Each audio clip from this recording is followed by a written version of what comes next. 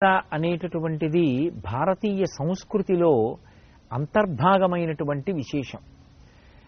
ఉపకారం చెయ్యడం కాదు, అపకారం చేసిన వాడికి కూడా తిరిగి ఉపకారమే చెయ్యడం ఈ జాతి యొక్క ప్రధానమైనటువంటి లక్షణం. అందున ఇక ఉపకారం చేసినటువంటి వాణ్ణి సదా జ్ఞాపకం ఉంచుకొని వాడికి తిరిగి ఉపకారం చెయ్యడము అనేటటువంటిది కృతజ్ఞతా లక్షణంగా అభివర్ణింపబడింది. కృతజ్ఞో నాస్తి నిష్కృతి అంటారు రామాయణంలో. కృతజ్ఞత కలిగిన వాడు అంటే చేసిన ఉపకారాన్ని మరిచిపోయేటటువంటి లక్షణం ఉన్నవాడెవడో అటువంటి వాడికి జీవితంలో నిష్కృతి లేదు. అందుకే ఆ కృతజ్ఞతతో జీవించడం అనేటటువంటిది ఈ జాతి సంస్కృతిలో అత్యంత ప్రధానమైన విశేషం. ఇది కేవలం మనుష్యుల వరకు కాదు, తనకి ఉపకారం చేసిన ఎవరి పట్ల అయినా సరే ఆ ఉపకార బుద్ధితో ఉండడం అనేటటువంటిది చాలా గొప్ప లక్షణం. దానికి ప్రతీక కనుమ పండుగ. మనం అందరం కడుపు నిండా అన్నం తినగలుగుతున్నాము అంటే ఆ వ్యవసాయం చేసినప్పుడు అమ్మ భూమాత అనుగ్రహించి మనకి పంటనిస్తోంది. ఆ పంట మనకి దక్కడానికి అసలు ఆ భూమి దున్నడంలో ఎంతో మనకి సహకరిస్తున్నటువంటి జంతువు ఎద్దు.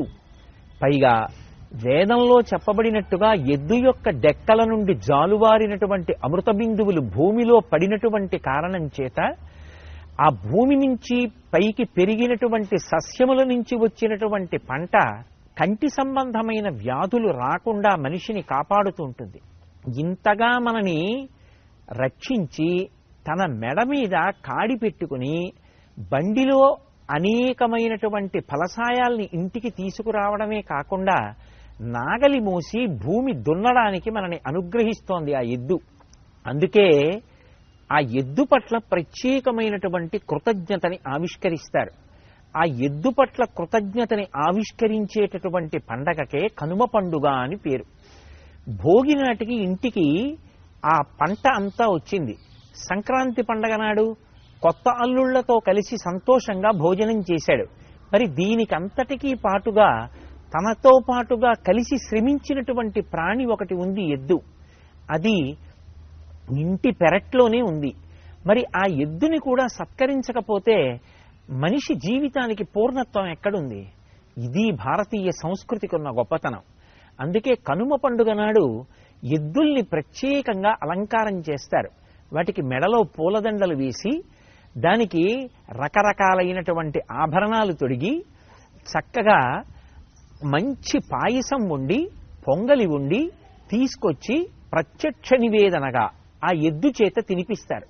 అలాగే మనకి పాడికి కారణమైనటువంటిది ఆవు. ఆ ఆవు ఇంట్లో ఉంది కాబట్టి దాని పాలు తాగగలుగుతున్నాం, యజ్ఞయాగాది క్రతువులు చెయ్యగలుగుతున్నాం. ఆ పాలు మన పిల్లలకి పట్టి వాళ్ళకి మేధో వికసనం జరగడానికి కారణముగా వాడుకోగలుగుతున్నాం. అటువంటి ఆవుని ఎద్దుని మన కృతజ్ఞతని ఆవిష్కరించడం కోసమని చెప్పి అలంకరించి ప్రత్యేకంగా పొంగలి వండి తీసుకొచ్చి ప్రత్యక్ష నివేదనగా తినిపించేటటువంటి రోజు. అరుణాచలం లాంటి క్షేత్రాలలో అనేకానేక దేవాలయాలలో ప్రత్యేకించి శివాలయాల్లో ఎక్కడెక్కడ నందీశ్వరుడు ఉంటాడో అక్కడక్కడ అంత గొప్ప అలంకారం చేస్తారు. నందీశ్వరుడికి ఆ రోజున ప్రత్యేకంగా అభిషేకాలు చేస్తారు. నిజంగా కనుమ పండుగ నాడు అరుణాచలం దేవాలయంలోకి వెడితే అక్కడ ఉన్న పెద్ద నందికి చేసేటటువంటి అలంకారం చూస్తే మనం అందరం ఆశ్చర్యపోతాం.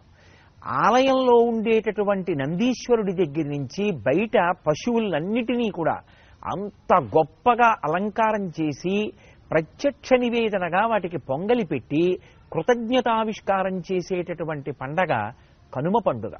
ఆ కృతజ్ఞత బుద్ధి మనుష్యుల యందు పెరిగిన నాడు నాగరికత సంస్కృతి పరిఢవిల్లుతాయి. అందుకే కనుమ పండుగని మనందరం కూడా అటువంటి భావనతోటే చక్కగా నిర్వర్తించుకొని భారతీయ సంస్కృతి ఉద్దీపనానికి కారణభూతులం అవుదాం. అలా బుద్ధి ప్రచోదనం చేసి అనుగ్రహించవలసినదిగా శ్రీవేంకటేశ్వరుడి పాదములు పట్టి ప్రార్థన చేస్తూ ఓం నమో వెంకటేశాయ.